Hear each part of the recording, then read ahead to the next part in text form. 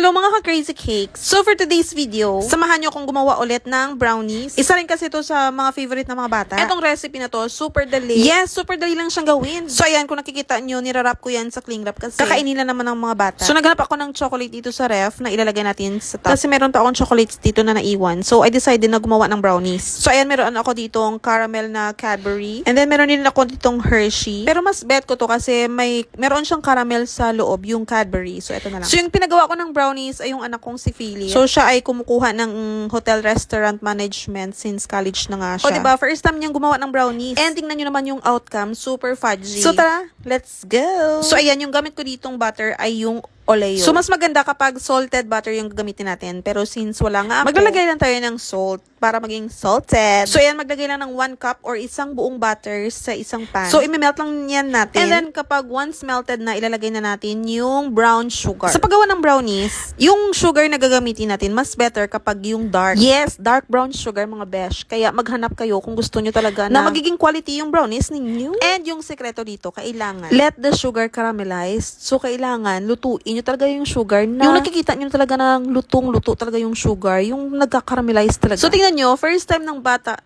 first time ng anak kong gumawa ng brownies. And super dali lang yung recipe, kahit yung mga anak ninyo pwedeng gumawa nito. So ayan, tingnan nyo, nagkumukulo na siya. And nakikita ko na rin na nagka-caramelize ng sugar. So after that, maglalagay tayo ng salt since unsalted butter yung ginamit natin. Pero kapag meron kayong salted butter, no need na mag-add ng salt. So dito, yung gamit ko ay yung 400 grams ng berries, yung dark compound kasi mas masarap siya. Mas masarap siya kasi mas masarap siya sa brownie. So during this time, kailangan patayin nyo na yung apoy. So paano ba ma-achieve yung pagka-flaky ng top ng brownies? Yung pagka-caramelize ng sugar, isa yung factor kung bakit nagiging maganda yung pagka-flaky ng brownies sa top. And yung paggamit ng quality na chocolate bar na imimelt, yan yung reason kung bakit nagiging flaky yung brownies natin. So nag-add ko dyan ng 1 cup na cocoa powder. So yung gamit ko dyan ay yung alkalized. So mas maganda kapag dark na cocoa powder yung gagamitin natin. So yan, imimix lang natin yan hanggang maging smooth. So kailangan unsweetened cocoa powder, ha, yung dark. So ayan, since mainit ito, magte-temper tayo ng itlog. Or I mean, ite-temper natin para hindi maluto yung itlog, mga besh. So kumuha lang ng small amount ng mixture dyan and then maglagay ng isang itlog. Itong way na to para hindi mabigla yung ating itlog, hindi mag-scramble egg. So in this way daw, medyo magbabago yung temperature. So ito ay makakatulong para hindi maging scramble egg yung ating itlog. So tinuturuan ko yan yung anak ko dyan about temperature. Pero besh, tingnan nyo yung nangyari ay. Luto na itlog. Ha? Ano dapat daw? Bilog ko ng itlog. Kita ko diba, oh? So, ayan, since mahina talaga siya sa mixing or hindi niya pa alam kung paano yung proper mixing nito. Nakita ko talaga, besh, na amat-amat na naging scramble egg yung ating itlog.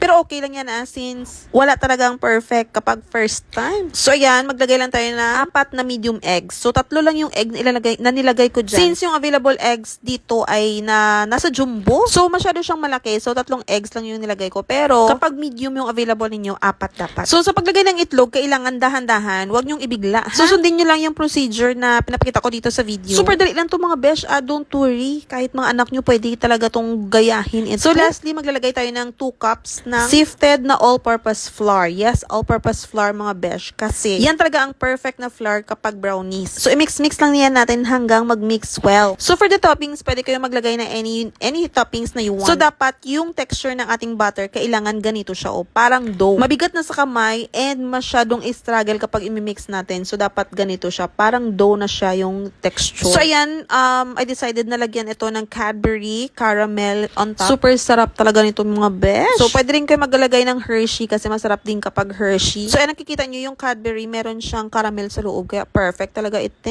So ito, ibibake na natin ito sa 350 degrees Fahrenheit for only 30 minutes. So only 30 minutes, ha? Huwag na pa sobrahan kasi kapag nasobran ito sa pag-bake, titigas yung inyong brownies. So sa pagka-cut naman ng brownies, para hindi kayo mahirapan na mag-cut, since fudgy nga ito, dumidikit ito sa kapag stainless steel yung gagamitin natin. So ito ay yung plastic scraper yung gagamitin natin para dudulas lang siya and hindi tayo mahihirapan. And make sure na i-cool down nyo yung brownies ninyo. Eto, ginawa ko gabi and then inumaga na. On the next morning ko na siya gin-slice. So, ayan, eto, perfect. Super daling gawin. Ang ganda tingnan kasi yung flaky on top. And yung napaka-importante dito, moist sa loob. So, if you like this video, please like and share naman mga besh. Ay! And since ilang beses ko na itong gawin, patingin naman ng brownies na ginawa ninyo mga besh. Ay!